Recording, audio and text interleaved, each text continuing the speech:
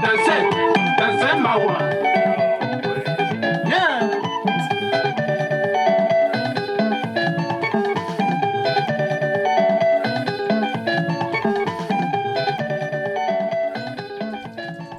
I'm Rafiiki. I am a singer, songwriter, producer. I am currently in Nairobi at Santuri Studios. So when I started out, I started by learning Fruity Loops, and YouTube was my first instructor, my first teacher. YouTube has helped me tremendously as an artist, because when I can't go to anyone else for instruction, that's where I go to. I have some favorite instructors, like Eleni does it. She is one of the best producers and she teaches a lot of Ableton stuff.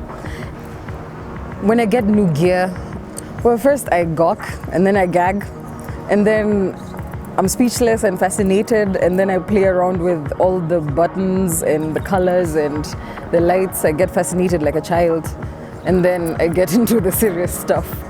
then I YouTube tutorials 5 to 10 times, maybe 20, and then I get it. Okay, cool. Thank you. So my name is Wanjirongura. I go by the artist name Monrhea, and I am a DJ, producer, and a creative coder. I used to do coding in school. So once I ventured into music, and then I discovered this coding software, music software, I was like, I can actually put this into play what I learned in school, and that was really exciting for me. My experience with Sonic Pi was just explorative. So having that leeway to play around and even just put in randomness in that playfulness also is something I enjoy about the DAW. And also things like the visual aspect of it. Like, it has a feature where you can set transparency of how you want it to appear. Now with that, you can now put, for example, visuals on the background, which now as you code in, it's showing the visual in the back, and also now Sonic Pi. So you can bring a whole other experience of audio visual performance. It's really cute. The user interface is really, really cute. It's mostly white and pink, but you can have a dark mode, which is black and pink. And then in there are colored text. Some of the functions can be yellow, some can be blue. It's just a fun thing to use. You do not need a coding background. You don't need to know anything in IT. That's the beauty about this software. It was actually made with children in mind. So it's actually it can be simple in how you use it, or a professional can use it in a complex way.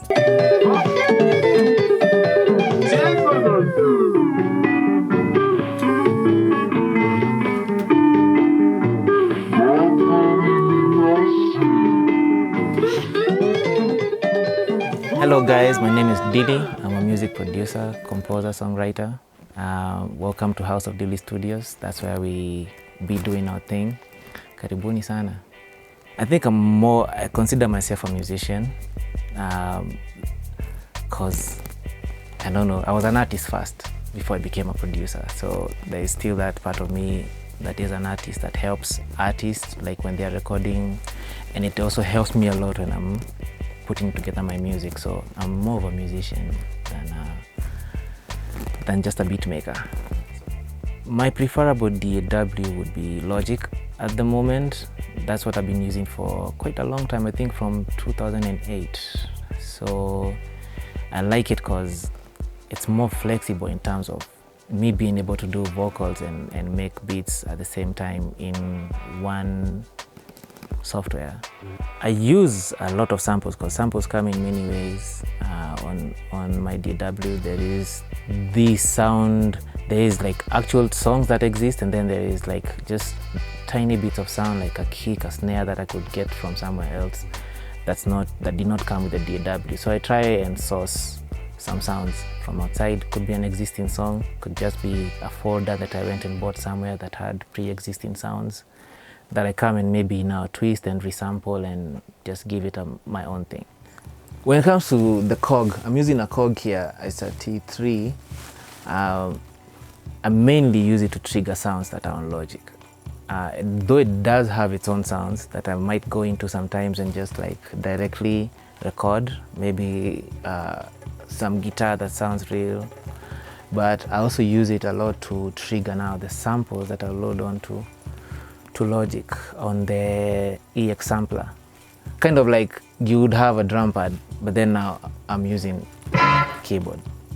Well, the process, I'd loaded up a sample over here. It basically is just a couple of, yeah, there you go. This have been sounds 1, 2, 3, 4, 5, 6, 7, 8, 9. So these 9 samples were just part of a song that I chopped, and now if I was to play them one after the other, you might know. So if I was to kind of like play around with it, I have to look for a new pattern.